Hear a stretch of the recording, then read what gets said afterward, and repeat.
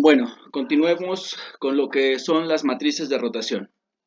¿Ok? Ya vimos que cuando tenemos un sistema robótico, un manipulador industrial en este caso, nosotros debemos de considerar que tenemos un sistema de referencia fijo con el cual un sistema de referencia móvil se mueve con respecto al anterior. Estos sistemas de referencia los hemos llamado como X, Y y Z para definir el sistema de referencia fijo y U, V y W para definir el sistema de referencia móvil. Cuando este sistema de referencia móvil rota, entonces vamos a tener una diferencia, un ángulo entre ellos, entre sus diferentes ejes.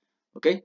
Tenemos aquí en la figura los dos sistemas de referencia originalmente son paralelos, tanto el eje U como el eje X están en la misma dirección, el eje V y el eje Y están en la misma dirección, y el eje Z y el eje W están en la misma dirección apuntando hacia nosotros.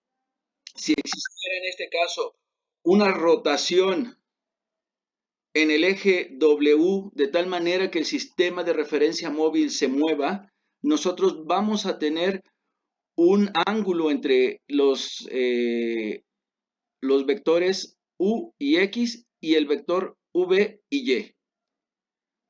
¿Ok? Aquí está ese ángulo. Ya se movió nuestro sistema de referencia, ya rotó nuestro sistema de referencia y aquí hay un ángulo al que le hemos llamado, en este momento se llama alfa. ¿Ok? Esto no debe de causar confusión. ¿Ok? Es un ángulo que le vamos a poner alfa por el momento. Y ese ángulo es el mismo que está acá. ¿Por qué? Porque se movió la misma cantidad de grados. ¿Ok? Bien. Un vector posición, además nosotros lo podemos eh, representar mediante una matriz columna como está aquí. En este caso tenemos un vector en el plano y únicamente tenemos dos componentes, la componente X y la componente Y.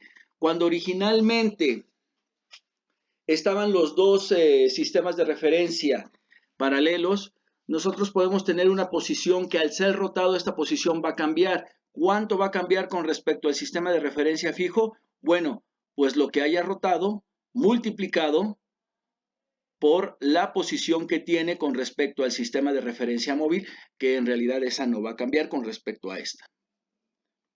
De tal manera, bueno, la matriz de rotación que tenemos para un vector en el plano, para unos sistemas de referencia en el plano, pues es una matriz de producto punto entre los vectores unitarios, ¿ok?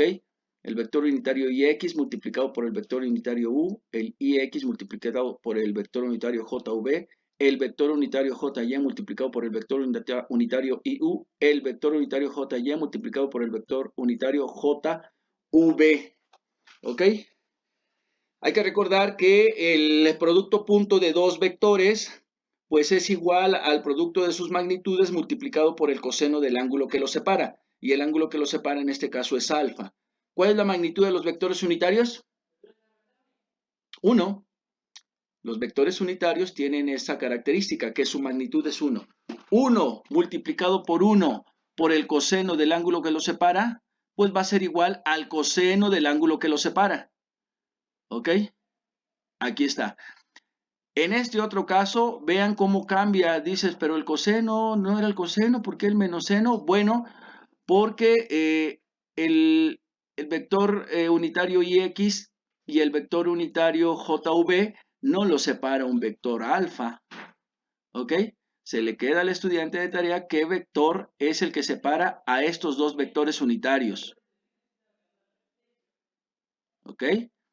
Bueno, y conociendo el ángulo que los separa, pues ya nosotros podemos utilizar estas identidades trigonométricas que andan por acá,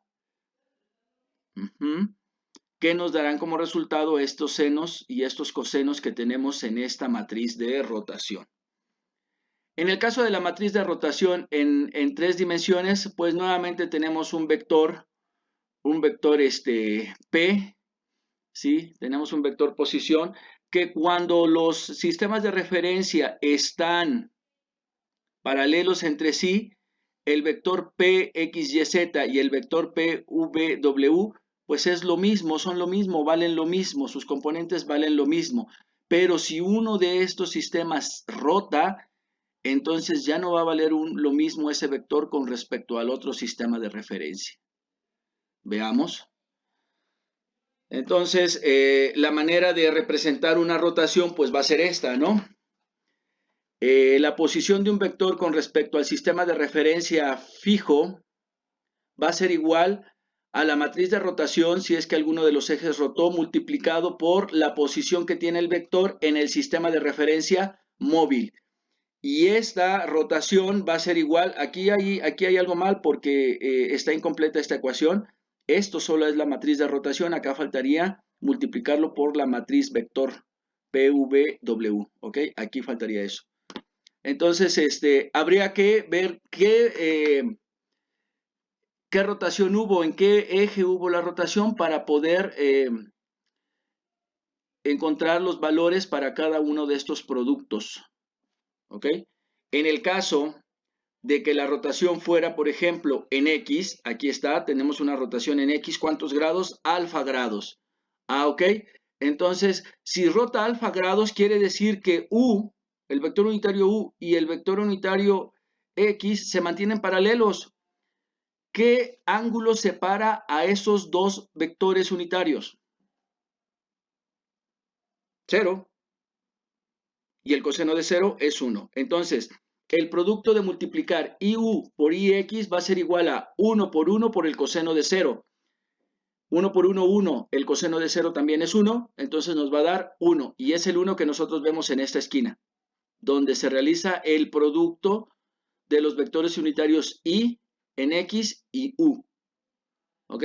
Y bueno, aquí ya se mueven los valores dependiendo de las operaciones que nosotros hagamos.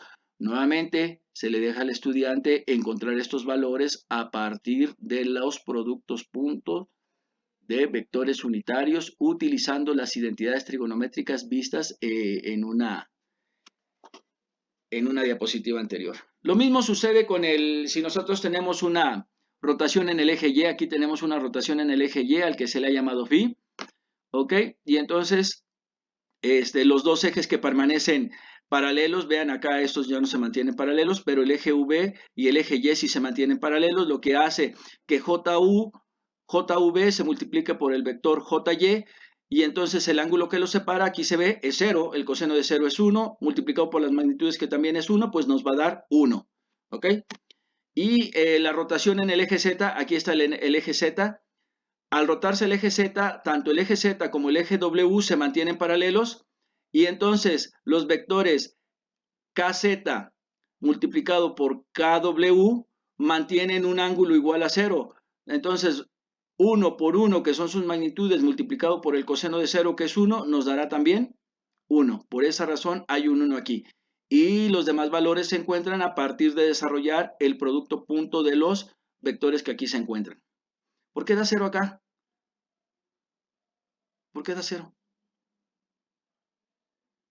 Porque aquí tenemos un vector I, o un vector I multiplicado por un vector K. Y ese vector I siempre va a ser de 90 grados con respecto al vector K. ¿Ok? Y el coseno de 90 grados es 0. Multiplicado por la magnitud que vale 1, 1 por 0, 0. Lo mismo sucede en estos casos.